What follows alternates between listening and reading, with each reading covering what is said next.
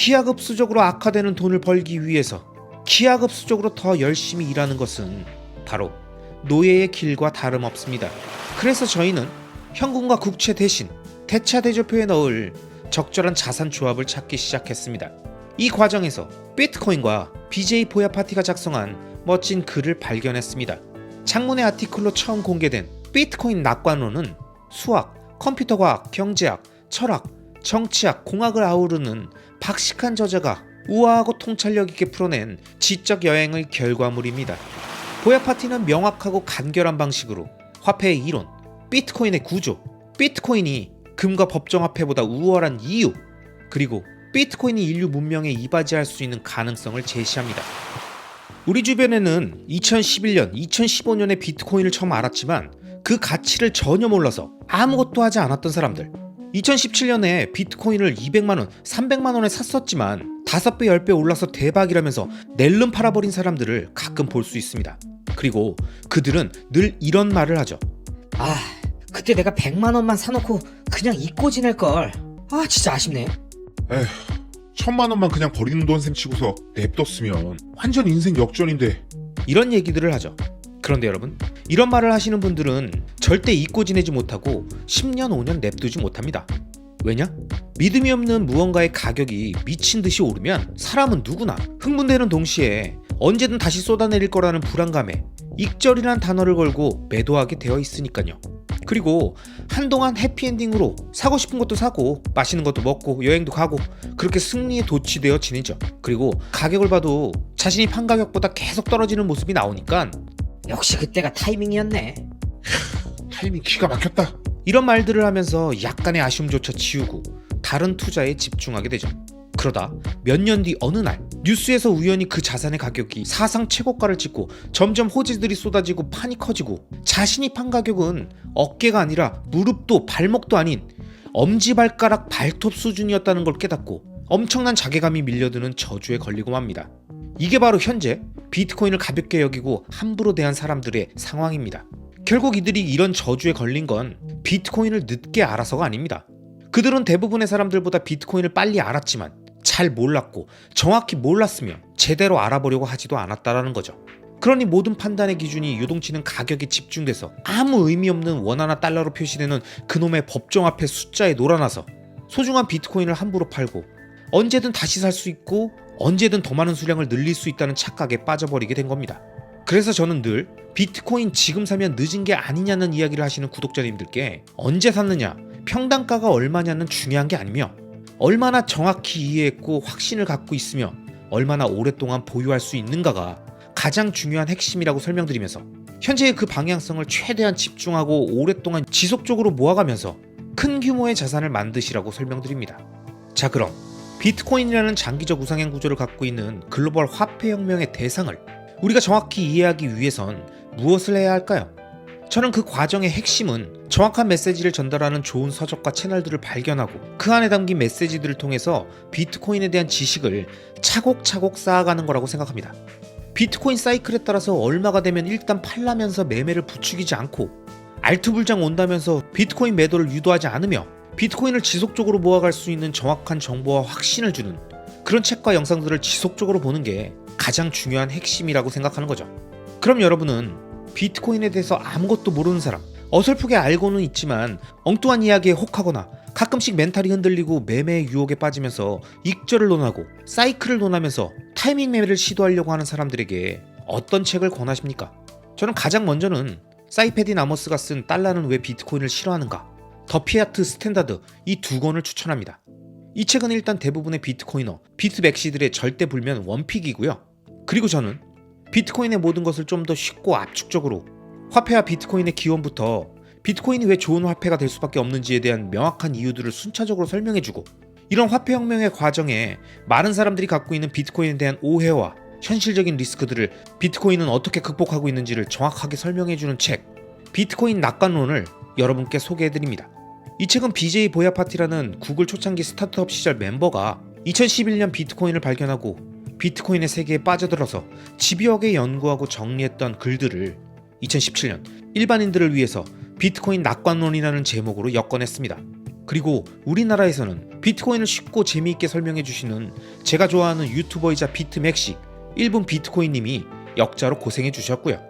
마지막으로 이 책의 놀라운 점은 현재 비트코인 씬에서 가장 핫하고 논란의 중심에 있고 비트코인을 이용한 엄청난 기업 전략을 펼치고 있는 남자 마이크로 스트래티지의 마이클 세일러가 추천사를 쓴 책이라는 점입니다. 이 책에 무엇이 과거 2020년 팬데믹 한가운데에서 고민하고 있던 마이클 세일러를 비트코인의 세계로 인도하고 빠져들어 지금의 마이클 세일러로 만들었는지 그의 추천사 내용을 마이클 세일러의 더빙 영상 느낌으로 제가 쭉 표현해 드릴 테니까요. 그가 비트코인을 각성해가는 과정을 한번 제대로 느껴보시기 바랍니다. 자, 그럼 마이클 세일러의 추천사 렛츠고! 2020년 전 세계를 혼란에 빠뜨린 팬데믹은 10년이 걸릴 디지털 전환을 단 몇 달 만에 이루어냈습니다. 순수 디지털 상품의 인기가 폭발적으로 증가하는 반면 기존의 많은 오프라인 서비스들은 중단되었고 100만 개의 기업과 수십억 인구의 일상이 심각한 혼란을 겪었죠. 2020년 2분기 저희는 포스트 코로나 시대의 새로운 제약사항에 적응하고자 분주하게 움직였습니다. 그 결과 현금 5억 달러를 확보한 최적의 소프트웨어 기업으로 거듭나 당장 눈앞에 닥친 사업적 문제는 해결할 수 있었습니다. 하지만 더 심각한 생존의 위협이 저 멀리서 다가오고 있었습니다. 팬데믹에 맞선 미국 정부의 대응책은 통화 인플레이션율을 3배나 증가시켰습니다. 사실 이 자본 비용은 20%를 초과한 것이나 다름없었고 기존의 재정 투자 전략으로 기대할 수 있는 수익률은 0%였습니다. 이건 현금 비축과 미래 현금 흐름 부담을 가중시켰습니다.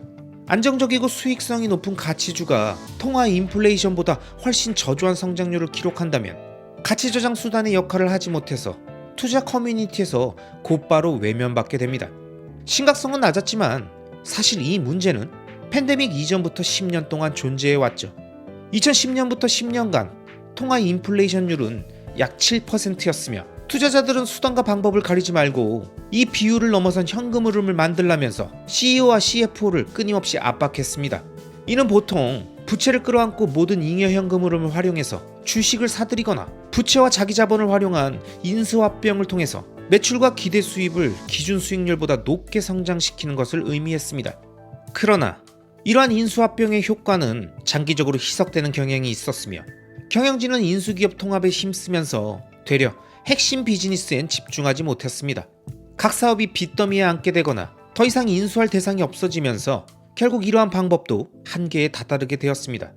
우리 회사가 상장하고 20년간 7% 기준 수익률은 치사율 99%에 이르는 기업 부도를 초래했고 과도한 부채로 재무제표가 엉망이 되었으며 지나치게 많은 이질적인 사업부로 인해서 손익계산서가 복잡해지는 등 회사는 도저히 손 쓸 수 없는 지경에 이르게 되었습니다.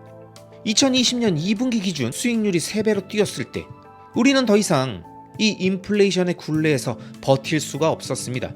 평소처럼 비즈니스를 계속 진행해봤자 매년 수천 명의 직원이 수백만 건의 활동으로 창출하는 가치는 더 많은 돈을 찍어내는 중앙은행과 몇 명의 결정으로 심각하게 훼손될 수밖에 없었습니다. 기하급수적으로 악화되는 돈을 벌기 위해서 기하급수적으로 더 열심히 일하는 것은 바로 노예의 길과 다름없습니다. 이런 문제의 해결책은 K자형 회복이라는 형태로 나타났습니다. 통화부양책은 월스트리트를 빠르게 회복시켰지만 메인스트리트는 계속 악화되었습니다. 통화 인플레이션이 심각한 시기, 경제 활력의 핵심은 화폐 가치 하락의 속도보다 더 빠르게 가치가 오르는 대규모 자산의 대차 대조표입니다. 그래서 저희는 현금과 국채 대신 대차 대조표에 넣을 적절한 자산 조합을 찾기 시작했습니다. 이 과정에서 비트코인과 BJ 보야파티가 작성한 멋진 글을 발견했습니다. 장문의 아티클로 처음 공개된 비트코인 낙관론은 수학, 컴퓨터과학, 경제학, 철학, 정치학, 공학을 아우르는 박식한 저자가 우아하고 통찰력 있게 풀어낸 지적 여행의 결과물입니다.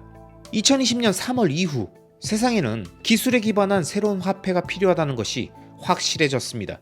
하지만 보야파티가 처음 글을 썼던 2018년 2월에는 이러한 인사이트에 훨씬 더 큰 총명함과 용기 그리고 확신이 필요했습니다. 보야파티는 명확하고 간결한 방식으로 화폐의 이론, 비트코인의 구조, 비트코인이 금과 법정화폐보다 우월한 이유, 그리고 비트코인이 인류 문명에 이바지할 수 있는 가능성을 제시합니다. 보야 파티는 일반인도 이해할 수 있는 용어로 경로 의존성과 화폐가 될 수 있는 새로운 자산 흐름을 설명하며 최초의 디지털 화폐 네트워크의 본질의 중요성을 이해하려는 입문자들이 흔히 걱정하는 문제들을 해소해 줄 겁니다.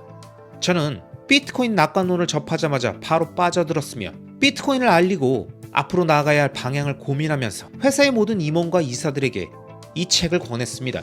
이 책에서 보야 파티는 원문에서 제시했던 아이디어들을 대폭 업데이트했습니다.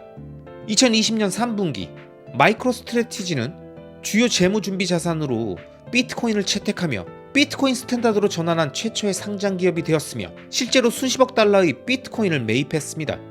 디지털 준비 자산이자 세계 최초의 디지털 화폐 네트워크인 비트코인의 전제와 잠재력을 이해하고자 하는 직원, 주주, 그리고 구성원 모두에게 비트코인 낙관론을 추천합니다. 저희가 그랬던 것처럼 여러분도 이 책을 읽고 많은 영감을 얻을 수 있길 바랍니다. 2021년 3월 27일 플로리다주 마이애미 해변에서 마이크로 스트래티지 회장 겸 최고 경영자 마이클 세일러. 자, 여러분, 역사는 늘 반복됩니다. 2011년에 비트코인을 정확히 몰랐던 사람, 2015년에 흘린 사람, 2018년에 판 사람, 2022년에도 무시한 사람, 그리고 그 과정에 마이클 세일러처럼 그리 빠르지도 않은 시기에 비트코인을 정확하게 깨닫고 행동으로 옮긴 사람들의 결과물을 보면서 여러분은 무엇을 느끼십니까? 2020년 3분기부터 비트코인을 모아가며 상승장이든 대하락장이든 계속 매집하며 그 방향성을 지킨 마이크로 스트래티지의 주가가 그 기간 폭발적으로 상승한 엔비디아보다 높다는 사실은 우리가 비트코인을 어떻게 대하고 무엇에 집중해야 하며 어떤 행동을 해야 하는지를 정확하게 보여주는 표본이라고 생각합니다.